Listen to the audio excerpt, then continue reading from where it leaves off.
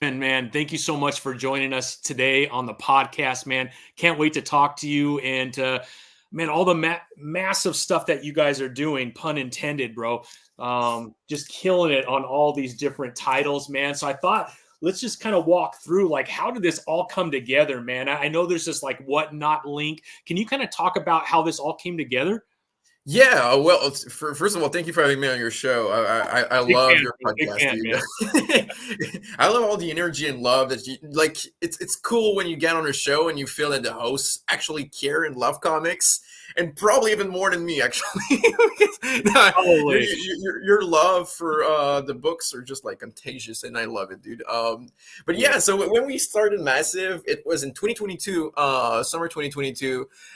Me and Michael Calero and Trevor Richardson, we were uh, working, and they were kind of starting their own thing with a publisher I was with at the time.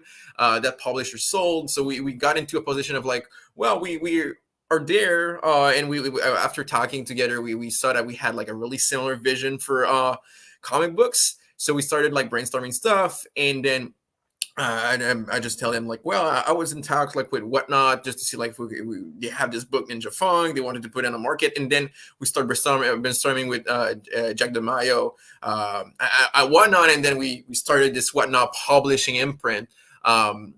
And now we are still working with them, releasing Whatnot books as one of the of our imprint at Massive, and then the Crash Down is coming up this week from Comic Tom and Fire Guy Oh, yeah. Ryan and Temple Smith. They did a killer job. It's a really fun first issue. I think like a lot of people are going to be surprised. It's a really good book. The guys that they did go all in. They did put all their passion and love for comic book in that one.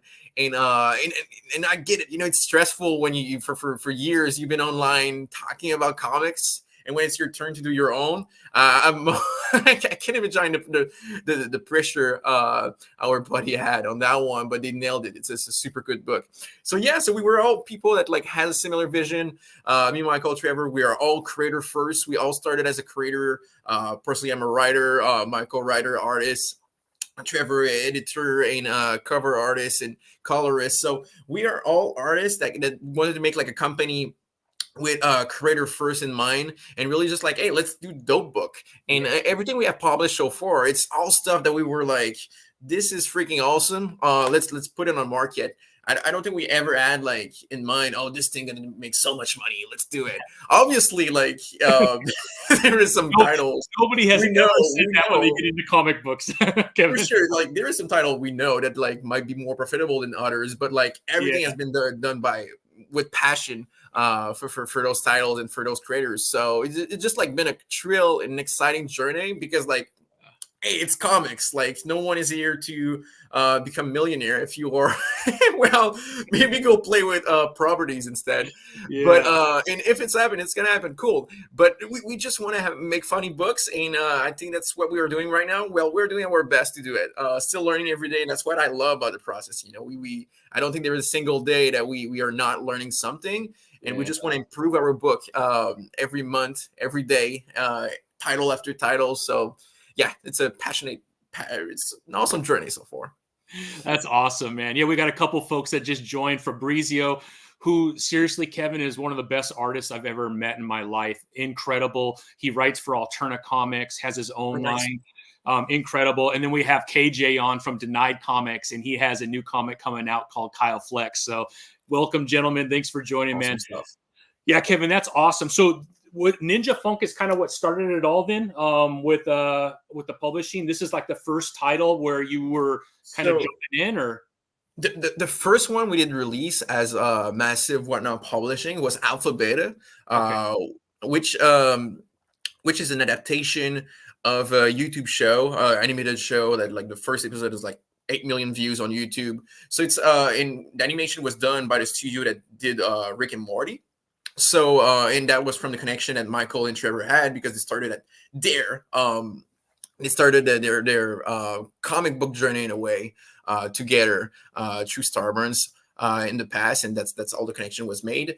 That was the first book, and then we did Ninja Funk. Ninja Funk #1 sold over 100,000 copies shout out to GPG and Steve, the co-creator on that. They did go all in on the marketing and just like try to make it the biggest book ever. And I would not be surprised if like since the 90s, if it's not like the biggest like first book for a creator period, because like Right? there is not a lot of like first time creators that start with 100K, you know. So like shout out to those guys. I think they obviously we did everything we could for the titles, but like there was like an extra magic on that one, For sure. with all the passion and extra marketing that they did for it. It was Yeah. an awesome We moment got for us. Kirkman on all the covers, right? Too, man. Oh yeah, cover, dude. Wow, I don't even know. To be honest, I don't even know how many covers there is.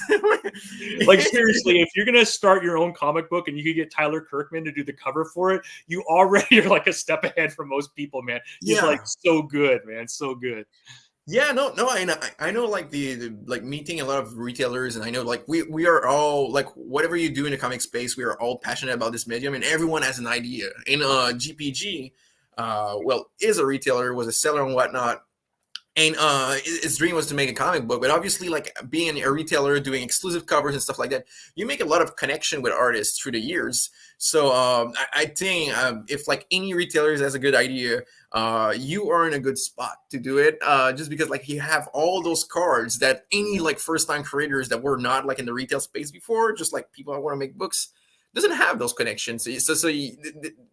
There is an opportunity there for a retailer that want to branch out and make his own book to just start with crazy covers. And I will encourage like anyone to do it. Like the first book, like do it. It's gonna be painful. It's always a painful process because of all the stress you're gonna get from it.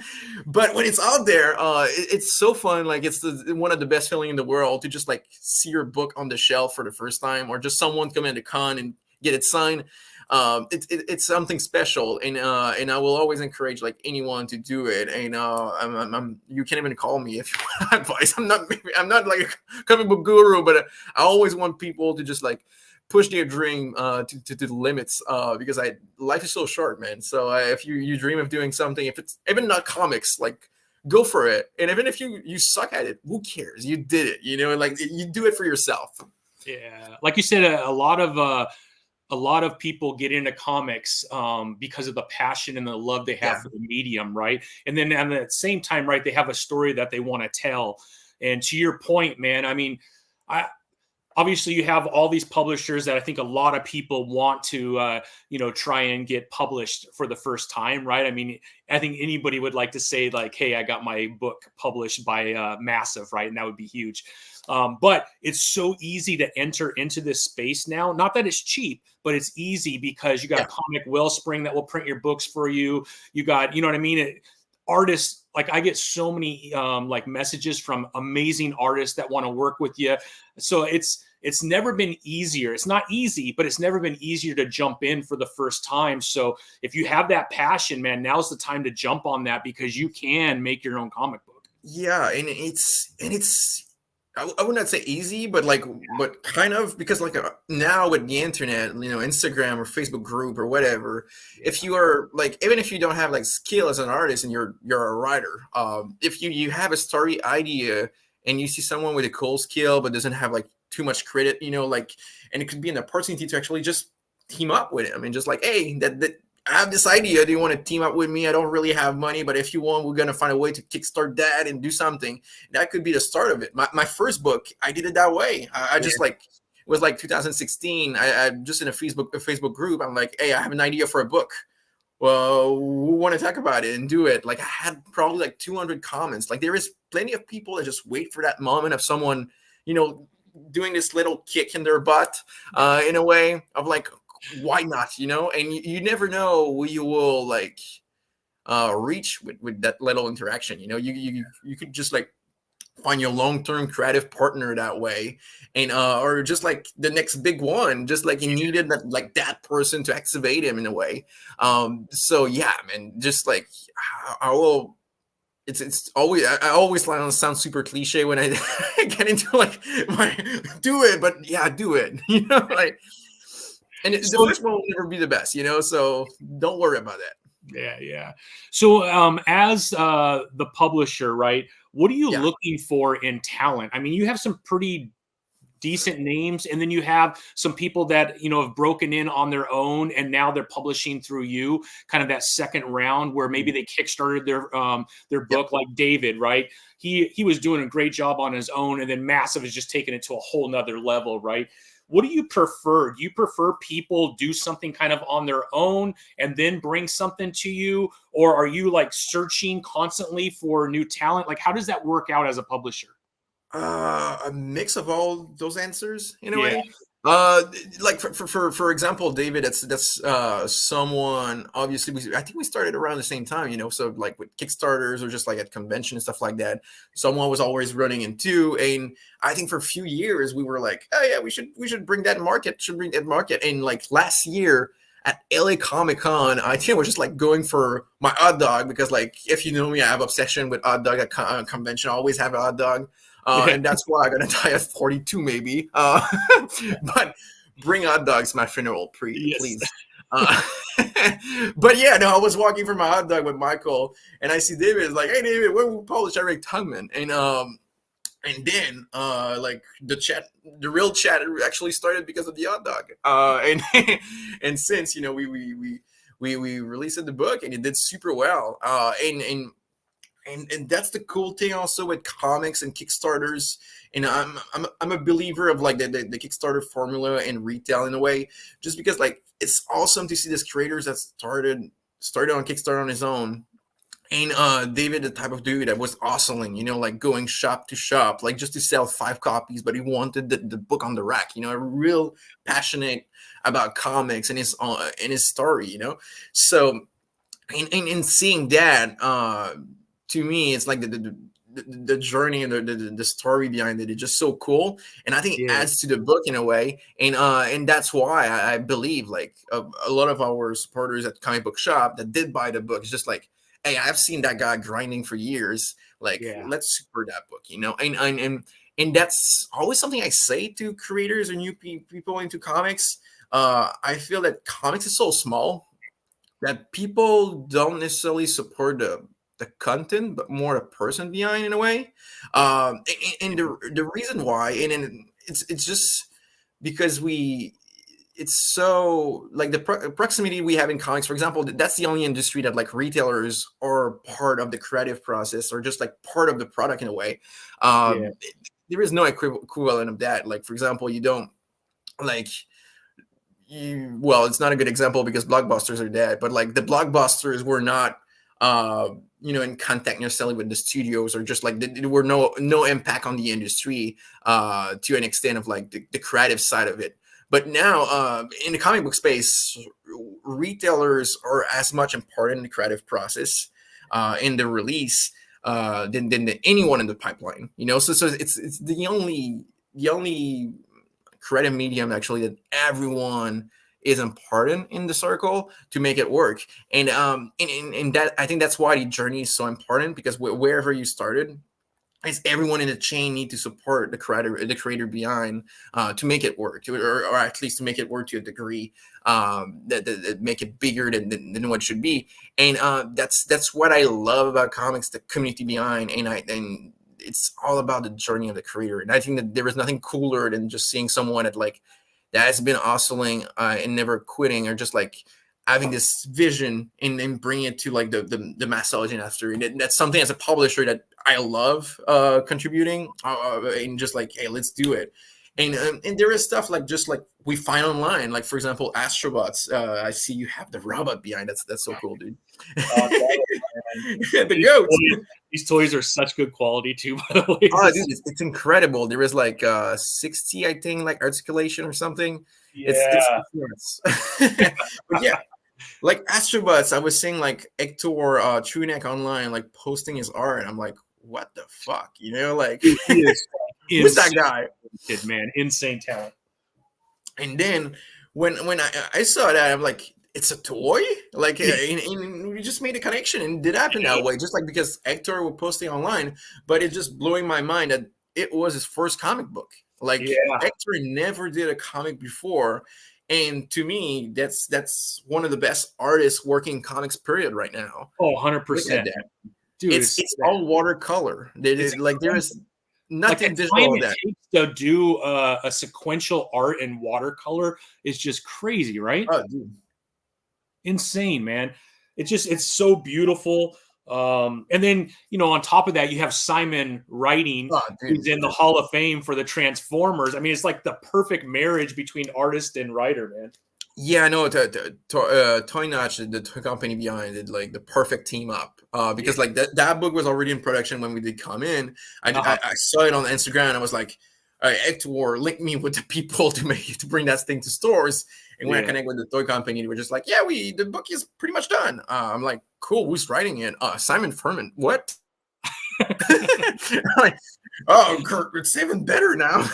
Here's your contract. No, Exactly. but like it's cool that every book has his own story or just like his own way of bringing it to market. There's other book, we start from scratch. Other books are pitched from creators, so it's even more scratch. And there is some stuff like started on Kickstarter and we decided to publish, and other stuff that we really built together. Kickstarter, retail, direct to retail. So to me, that's the fun part as a publisher, is actually like finding the product and after building the marketing journey to bring it to the market the right way. And that's kind of what personally I'm fascinated about and excited about. Like, how do we bring that book to the market to make it interesting to people beside the interesting story? What could make it interesting beside a story? Basically, Yeah. that's what I love Yeah. while working on a comic. That's so cool, man. Can we go back a little bit and talk Yeah, more about you, Kevin, for a second, and then come back to the publishing side of the sure. business? When did this passion for writing start in your life? Like, when did you really say, "Man, writing is something I want to do for a living"? Dude, I was so young that I don't know. No, I always loved like making stories, writing. I always been like someone like super creative. Yeah, So yeah, it's funny because like I always thought that like I did not want to make comic book, or I was not really in comic book at some point. But I found at my mother placed like the other day like a comic that I did when I was like I don't know, 8, 9 or whatever. yeah, And actually it's I guess good for someone of 8, 9 years old. I was like, okay, cool. I understood that medium, but no. But I always wanted to like to be a filmmaker, writer, director. I'm still on it. I just got a little pad in comics. Well, it's working. So, yeah. but sure, I want to do it. I will love by the end of the year release a short film or something, because Nice. that's my number one passion. Like I'm just autistic, I would say, in the way about movies. Like I know all the numbers, the release date, like Yeah. who did win which trophy. Like I'm that guy in conversation that like that is just annoying and no one care. I can drop like facts about movies that like just like shut up, dude. We don't care about your movie released in '71 that no one knows. But yeah, so I think the way to go back to comics, actually I did watch the movie Watchmen in theater when I was, I guess, I don't know, I was maybe like 12, 14 or whatever. I was pretty young. Yeah. And I had no idea really what I was going into. I was not aware of the graphic novel.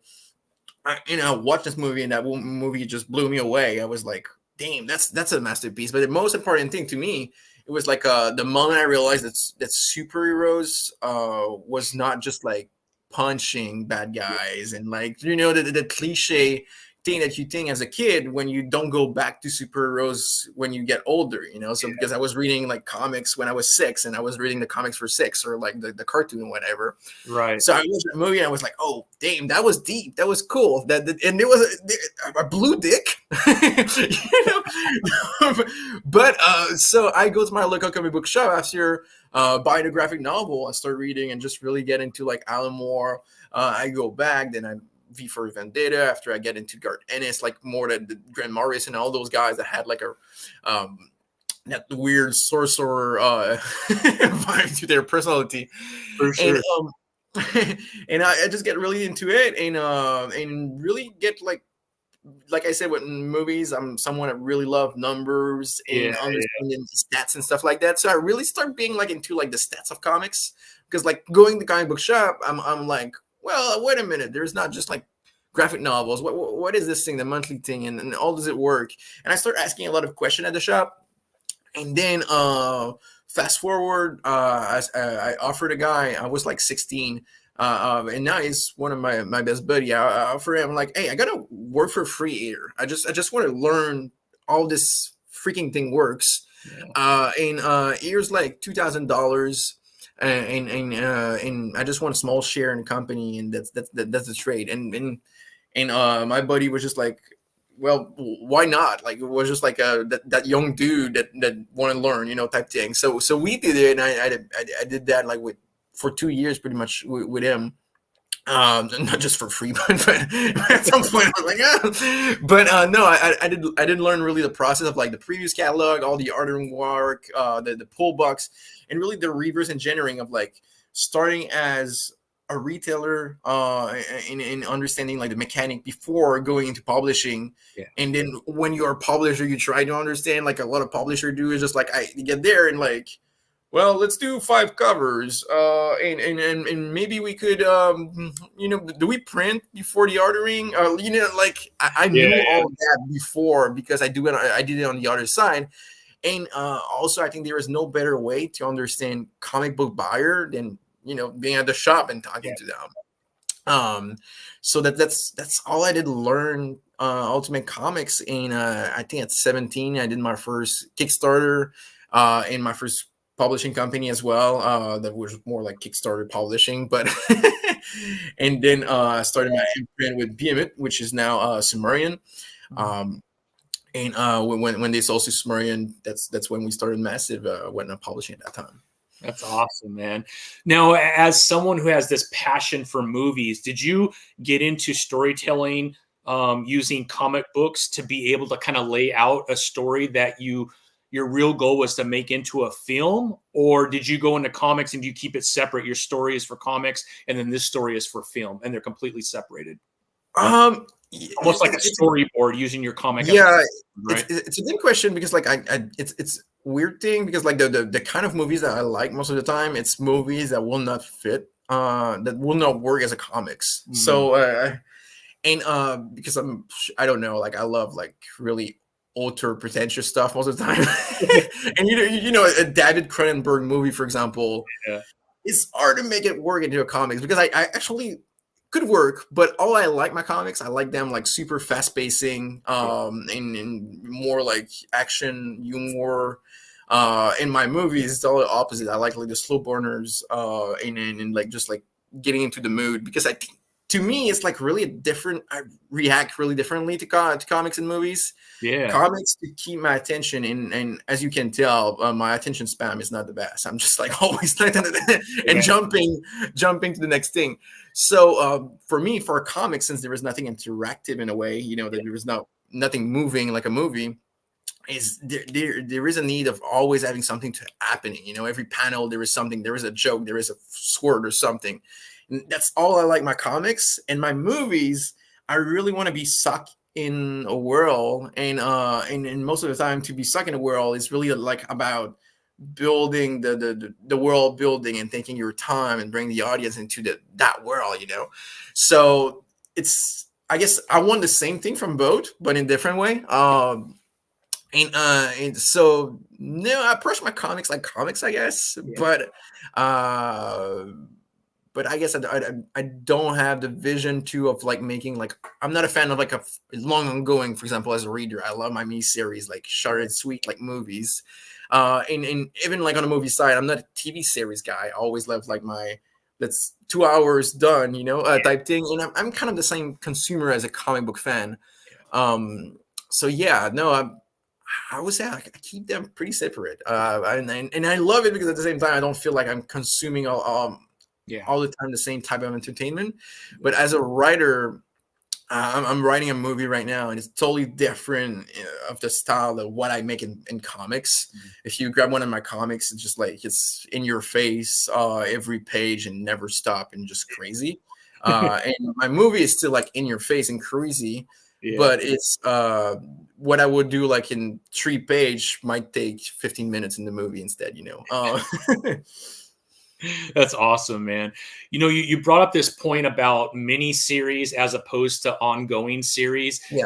That kind of the business model then for Massive is that you like to stick with like 4, 5, 6 part series, or will you have some titles that will be ongoing?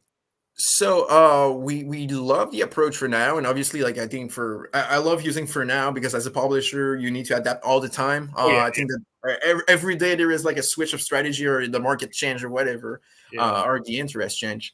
But for us the strategy has been and is right now to most of our series we want them to be like coming back as seasons in a way. yeah, So for example, Quested season 2 just started, but we do it in block like that, like 5 issues. Season 1 is done. We take a break of like 6 months or something, and then like season 2 start like a TV show in a way for those that are not like standalone like movie in a way. right, That's how we operate. We have not tried yet like 15 issue run that never stop. yeah, I don't say we'll never do it, but I do love the season thing personally as a fan.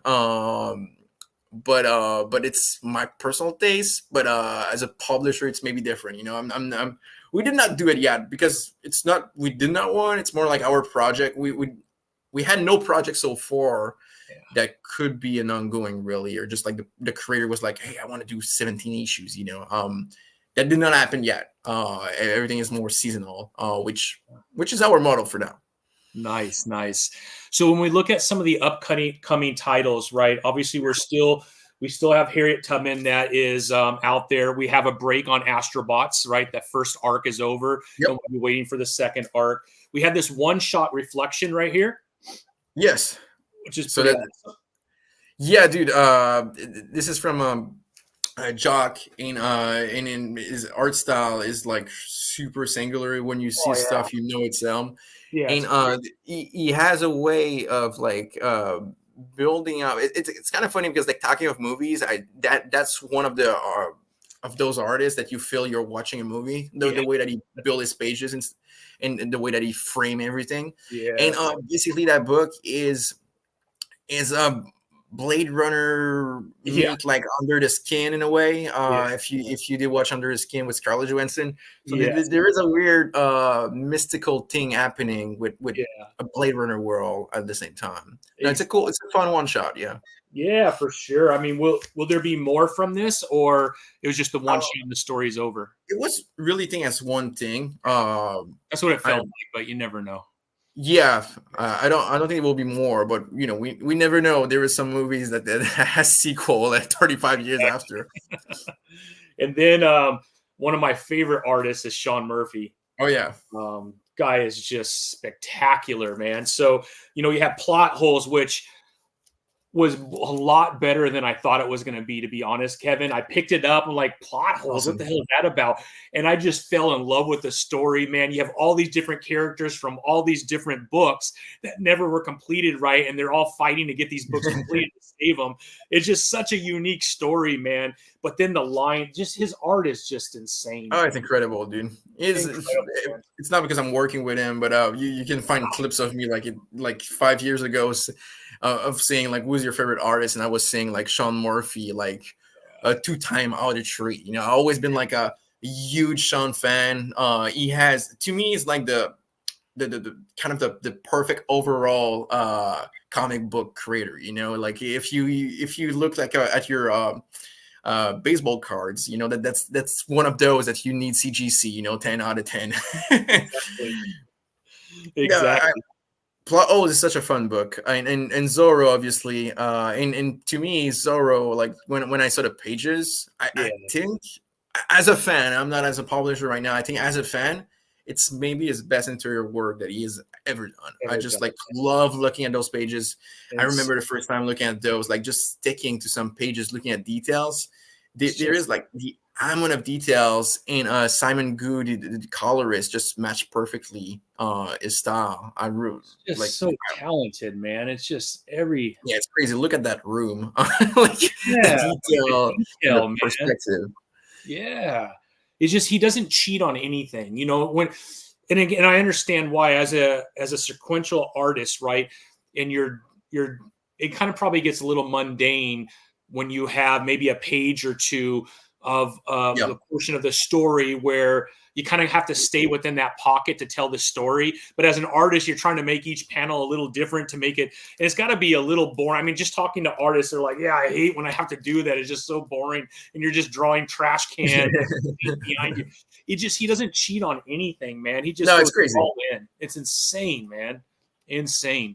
So It's yeah, no, I mean, incredible. That's what I mean. Some of the names that you have that are publishing through massive, like a Simon and a Turnick and David and Sean Murphy, and then you have Comic Tom, which I always watch on YouTube. The guy has like a bazillion people that follow him, but and he seems like a really cool dude. I've met him a couple times at San Diego Comic-Con, but their book comes out, I think, this week, right? Yeah, this Wednesday. This Wednesday is going to be in shop. So, well, tomorrow. Tomorrow is Wednesday. I don't know what time zone. Crashdown, right? It's called Crashdown. Crashdown, yeah, number one. And if you are a fan of like of movies like Aliens, or even Horizon, or like everything like Taking in Space, and it goes super wrong, it's gonna be your type of thing. And it's really fun book. I love it, and there is like a lot of homage from that style of filmmaking in it. Like I remember like opening the first issue and see like my first. Yeah. It changed all the time. A problem my favorite movies like the first Planet of the Apes from '68. Yeah. And there was like a scene in the first issue. I'm like, oh, they took that from Planet of the Apes. I don't even know. I did not ask Tom yet. But like when I saw that, it's maybe just me tripping. I was like, oh, fuck, that's Planet of the Apes. I need to ask him, but I think it is. But yeah, no, it's cool. You can feel like the love for that that style of filmmaking of like chaotic space adventure. That's awesome, man. I can't wait for that. I already have it on my pull. I was at my comic book store last week, and so me and the owner there, his name's Ambrose, and he put it aside for me. So I can't wait to get my hands on that tomorrow morning and check it out, man, just because I love everything that you guys are doing. Can you kind of go into what's happening for the rest of the year? Like, obviously, there's things you can't talk about, but some of the things that you can talk about, like how many more titles can we expect for the remainder of the year that are kind of different from what you're doing here? And then will we see some like art twos on some of these titles as well?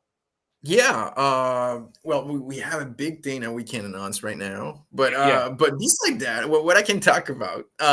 So we have a really big series. Popeye. I always forget how to pronounce it in English. I like Popeye. That released and started Free Comic Book Day, which is what if Popeye was actually a One Piece, like because Popeye is kind of the original One Piece in a way. So we go berserker on that one. Like Popeye is just crazy and it's fighting all the time, like Dragon Ball Z, but with the Popeye character, like all of it is there and all the guys are there. So it's really like a I guess not a reboot because it's kind of a standalone thing in a way. It's his own franchise, but it's like the modern era of Popeye is like, let's go full anime with that one. And we start with Free Comic Book Day for number one, and it's going to go monthly after that. So super stoked about this one when I saw it for the first time. I did see that on Comic Book Day, by the way, Kevin, and it looks freaking awesome, man. Who's the creative team behind that? So that's Marcus Williams and One Man Army, and it's incredible. Like it's a type of book. I think it's a perfect comic book. Like every time I was turning a page, I was just laughing and laughing in a good way. Just like it's so over the top that you're like, okay, Popeye is now like with two giant. Well, he always had like giant arm, but he can do like and then like finish and like just it goes nuts. But it's in a good way. It's so fun. It's so over the top that you want this ridiculous like action punker Popeye. So I'm super excited for that one. I'm stoked. I think everyone's gonna love it. It's just like those feel good comics. Yeah. We have my own book, Washing in the Blood. That's right. I've been seeing a lot of March. Yeah, start on March. Next week is the FOC of the number one. So everyone go pull that. Nice. So that one is for, like I said, like I'm really into the weird stuff. So like if you're like Grant Morrison type fan, you're gonna you like that sounds super pretentious to see Grant Morrison as a comparison, but I mean, like if you love the weird, fast pacing, Yeah. weird comics, you're gonna love that one, I think. Yeah. So Can you give us a little like synopsis of what we can yeah. expect in the title? Basically, it's a kid in a frozen wasteland that hear the voice of a god, and that god tell him that he is actually the messiah of that world. And but that god is actually a really jackass, like Deadpool type god, and but he is the god of guns. And that kid actually doesn't believe in gods and in guns, or just like the power of guns, because all his family cult in a way just commit suicide with guns. So like he just got out of a mass suicide with guns, Sounds and super now dark, you hear Kevin. the voice, you hear the voice of like the god of guns. Yeah. So yeah, no, it's a pretty dark comics, dark humor, obviously in Love that one. But I think it's a bunker fun stories, and there is art as well, because you're following that kid just lost all his family from the god of guns, and after you hear the voice of the god of guns, and you get the news that he is the messiah, Yeah. So that was that's what's going on in that book. um I love it, man. I love it. Thank you. And we have Liquid Kill Volume season 2 coming, Astrobot season 2 coming for That's great. Yep. and Astrobot, they're also working on a one shot with like a big Transformer artist that will do like a one shot on the IP. And and we are working right now on what I believe like a plan that will like have like a super positive impact on the comic book scene in general and publishing world. Yeah.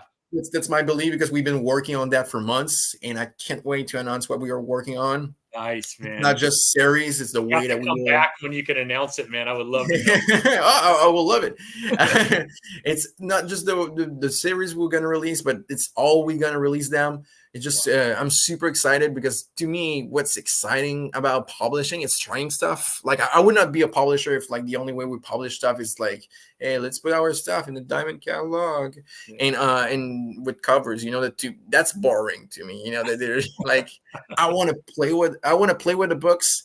And even if like sometime the idea that we did bring to make something more did not work, at least we did try something different and something more for the creators, something more for the retailers.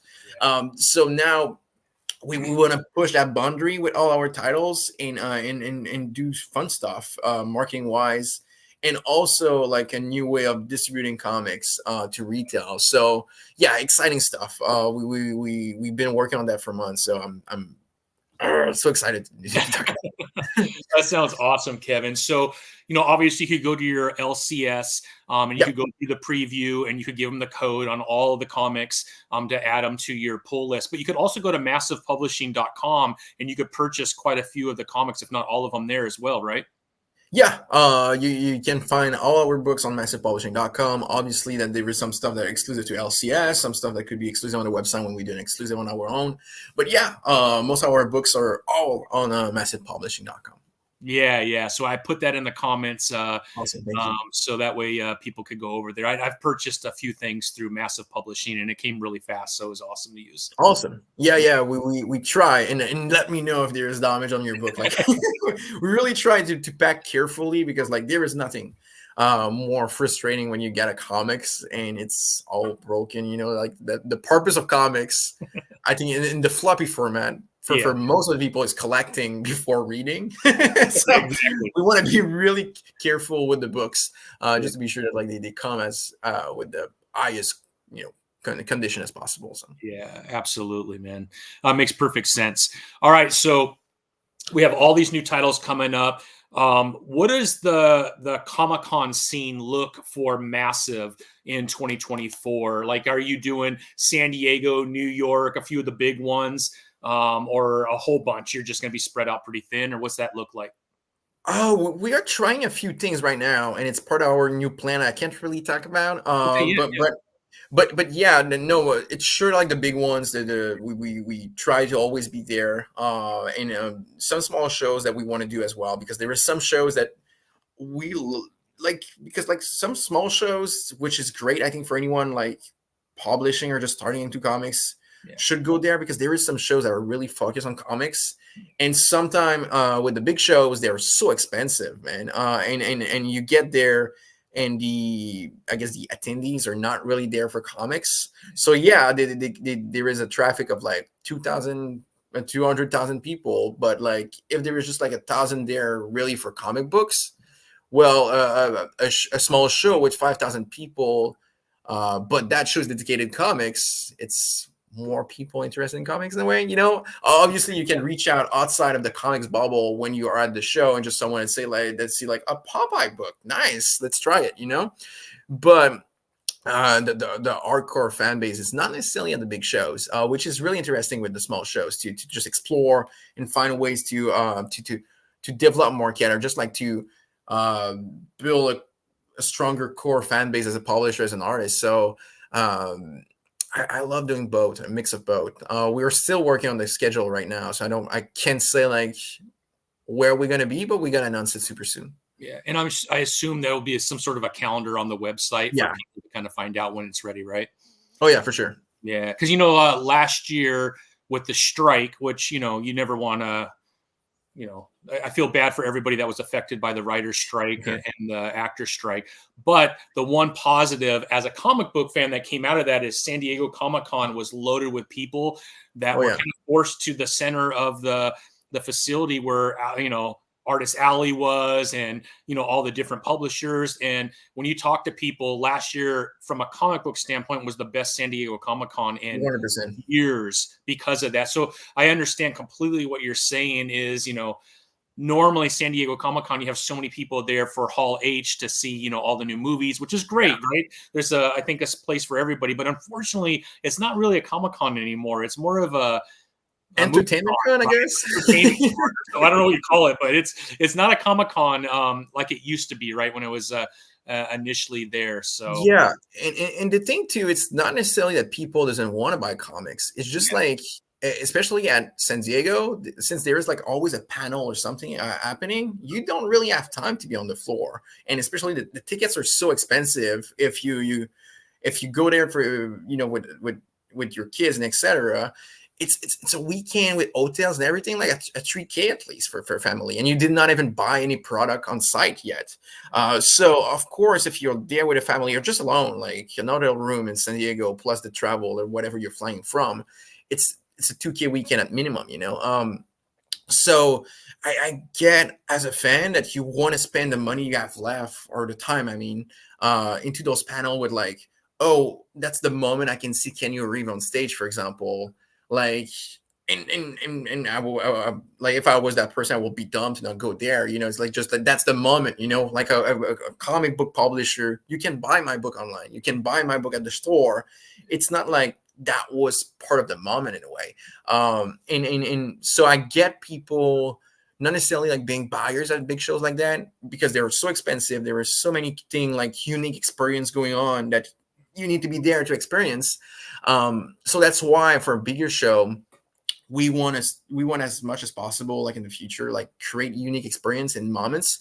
Like for example, last year at San Diego Comic-Con, we did a signing with Sean Murphy 3 times at the booth for with a plot hole Ashcan, and then it was like 2 hours, 3 hours line nonstop at the booth, and that was freaking awesome. I remember like everyone in the booth just like being so like with the smile there, because it's cool seeing all those people coming for at your booth and waiting just to have like a great time and experience.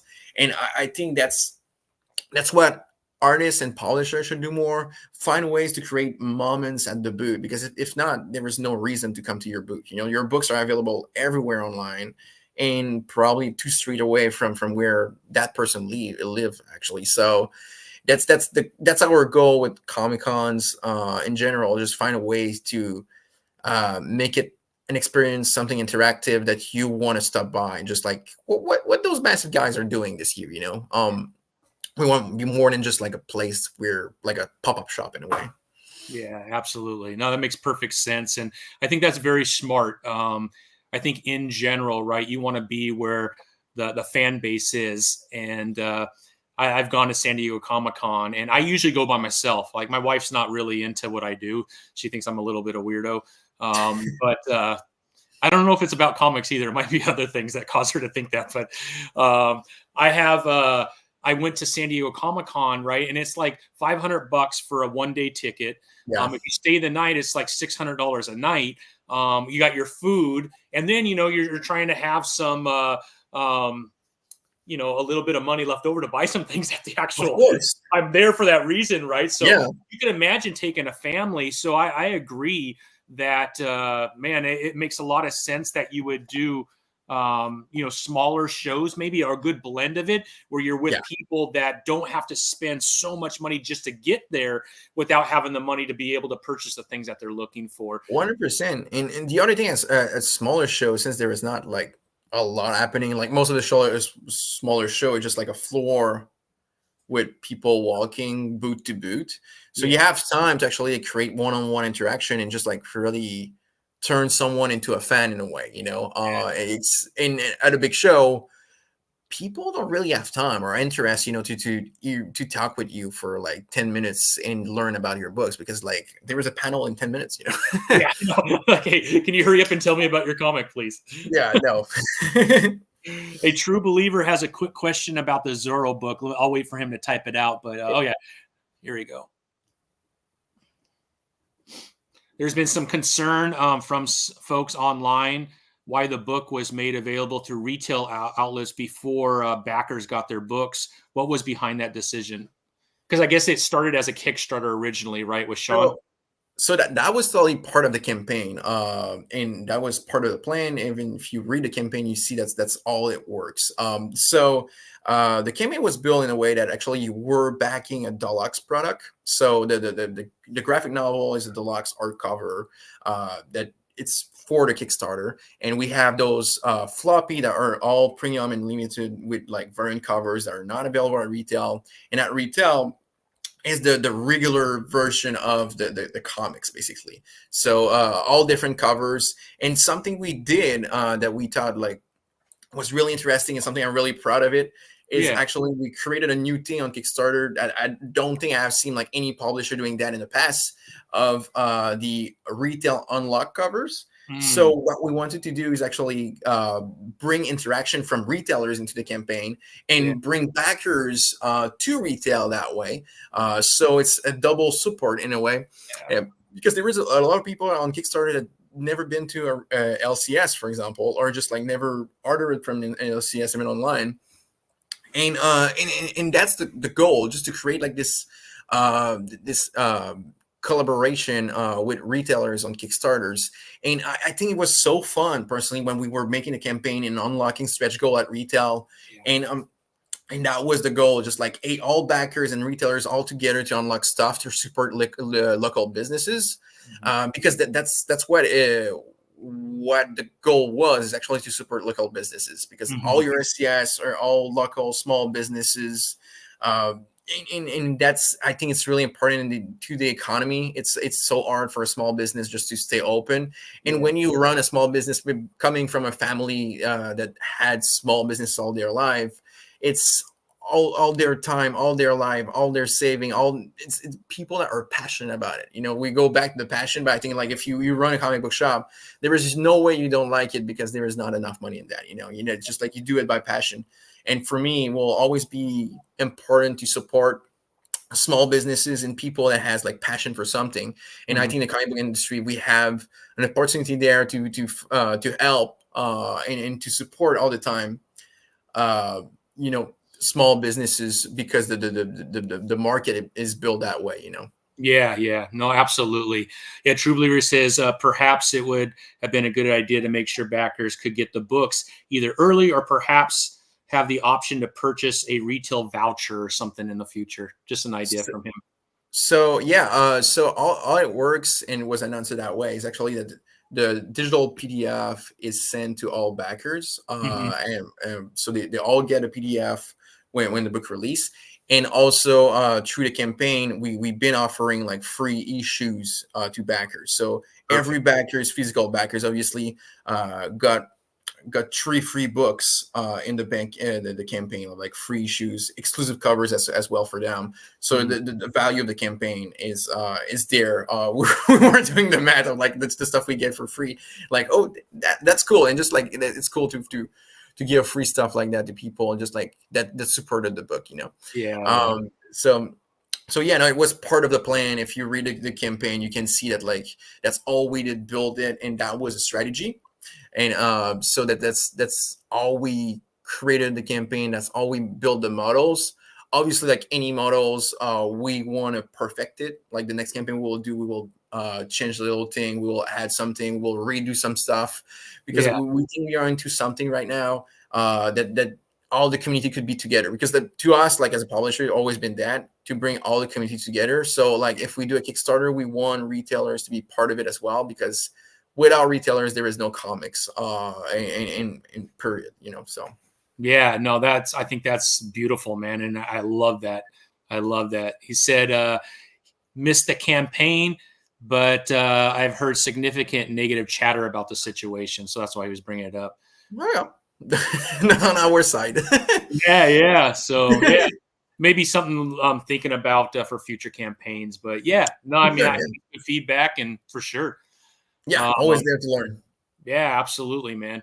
But I think that's pretty awesome, especially kind of creating that cross-pollination between Kickstarter and retail. Because I could tell you, reaching out to LCSs to try and have them purchase your comic, which is on a Kickstarter, is like a no-go. Many times retailers said, yeah, we don't buy anything off a Kickstarter because that's competitive to them, and they don't want to support it, right? So if you're able to somehow create that where you take a little bit of that fear away from the Kickstarter for the LCS, like, hey, this is another opportunity for you to have something very unique for your shop that can help your shop, as opposed to this being a competing item to your shop. I mean, you might be able to create, like you said, other opportunities for that LCS to have something very unique and awesome for their and that was the goal with like the Kickstarter. Oh man, it's a pleasure to deliver. But yeah, so that was the goal with the retailer unlock as well. Like because all the retailer unlock cover, were $4.99 at comic book shop. So as a backer, you could like the goal was like, hey, you unlock that, you can now go to your LCS and get it, so it's not like retailer backers were not, having access. Is that we were telling them, go buy that cover. That's your unlock, that you should go to the kind of shop or order online from one LCS somewhere in the world, so that was the interaction, just like bringing, not just like, because like you said, the problem with a lot of Kickstarters, and I understand as someone that owns local businesses, it's just direct to the publisher, direct to the artist, which is fine, because most of the publishers and most of the artists are all small businesses as well. But if there is a way to support others in the process, I'm all for it, and that's what we are trying to achieve there. And I think we did a good job for first campaign. For sure. And does it look like there's going to be a lot more campaigns too coming in the future? We are working right now on like future campaigns. I love Kickstarters, starting. I love Kickstarter. I think it's a fun way to interact with fans in the community, because like releasing a book in comic book shop is awesome, because like that's the OG way. That's a cool way of doing it.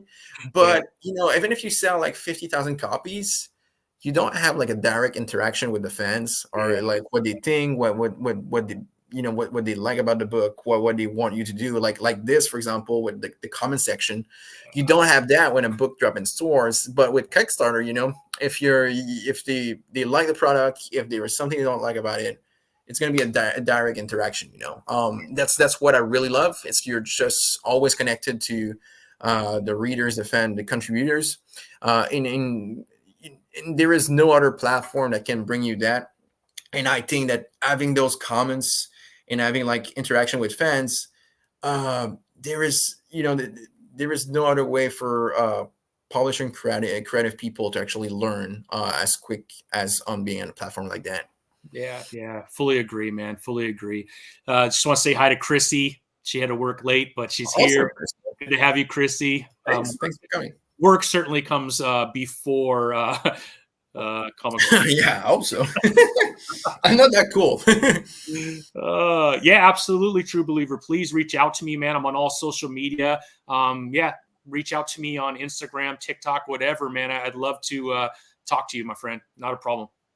But yeah, that's awesome. Now, can you kind of walk through the business model? As a creator, I'm bringing my title to you with the hopes that you would find interest in it and publish it. Is it 100% creator owned? Is there some sort of collaboration between the ownership of the IP once it goes to massive? Because that happens a lot across the board of all publishers, I think, right? And everybody has a little bit different way to handle that, right?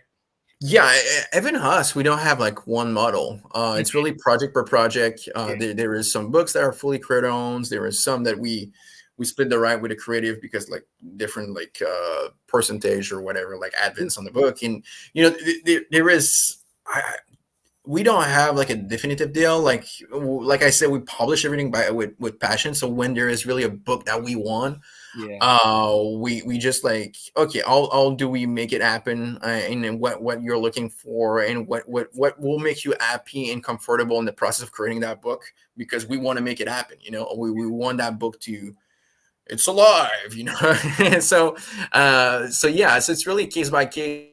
Yeah, the creators, we just chat and just like find the best way to work with them. That's awesome, man. That always like what you want. What's that? The first question with creators is always like, what do you want? What you're looking for, because I don't believe that you can start a good relationship if you tell someone like, here's your deal. That's not what they want. That's what you would dream of, which most of the time is a shitty deal. Yeah, absolutely. And again, man, I think as creators, you have to be very realistic, right? If you don't have a long history in writing comic books, your negotiation, the power of your negotiation is probably not going to be as strong as if you're a Sean Murphy, where everyone knows his name, everyone loves his art. He's probably going to get a little bit of better deal out of the publishing, I would assume, right? I mean, it's just that simple, I would think. Really deep into the project, and better deal is relative, because there are some creators that just want to keep all their rights because they just want to own it, and other creators that just they want to split. They don't really care about the rights. They just want to make a book happen and be comfortable with what they get on the front end and on the back end. So it's really depending on who you are as a creator. Yeah. So and most of the time, actually for us, it's not necessarily the name. It's more like we believe in that book and we want to make it happen. Yeah, that's awesome, man. Sheesh, man, that's incredible. And I appreciate your honesty on that too. I think that's always an uncomfortable conversation. You're like, well, but I'm glad that you answered the way you did. And I appreciate that, Kevin. That's a pleasure, man. Stand up dude, man.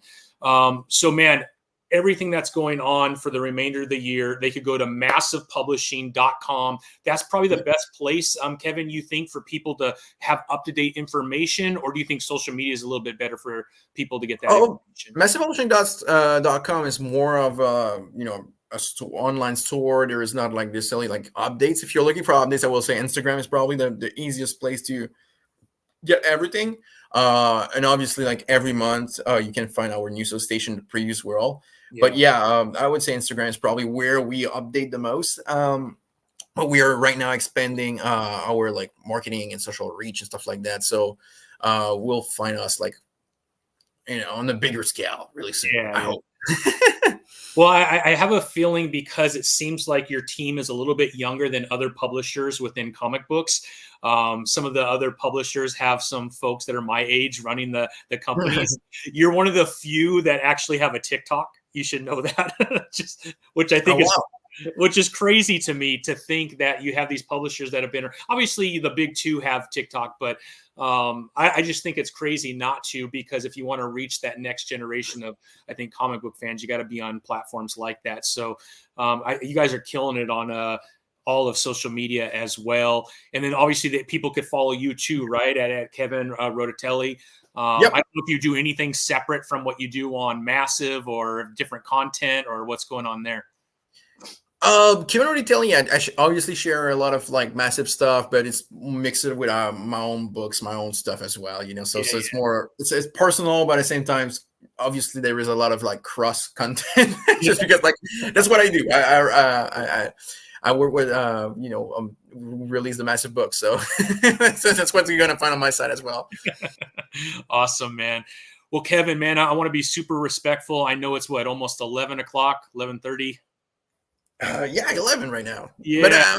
I'm having a blast, so I did not see the time like running out at all. Nah, So. man, I appreciate you so much, man. I know yesterday we got to talk while you were at the airport, and that was a lot of fun, man. But I can't thank you enough for coming on. I hope we could do this again, Kevin. I truly am a big fan of everything that you three are doing over at Massive. Just really high quality comic books, which I love. The print quality is amazing. The creators that you're working with are incredible. So keep up the great work, man. You have a fan for life. And thank you to all the folks that joined us today and asked questions. I really appreciate it. But we want to be super respectful, Mr. Kevin.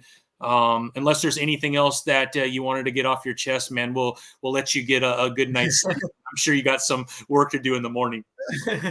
Well, thank you so much, man, for everything you said. It's really important for our, as someone like creating books and releasing books, like having comments like that just make me want to make more and continue. Like you're gonna be my motivation for tomorrow. So thank you so much.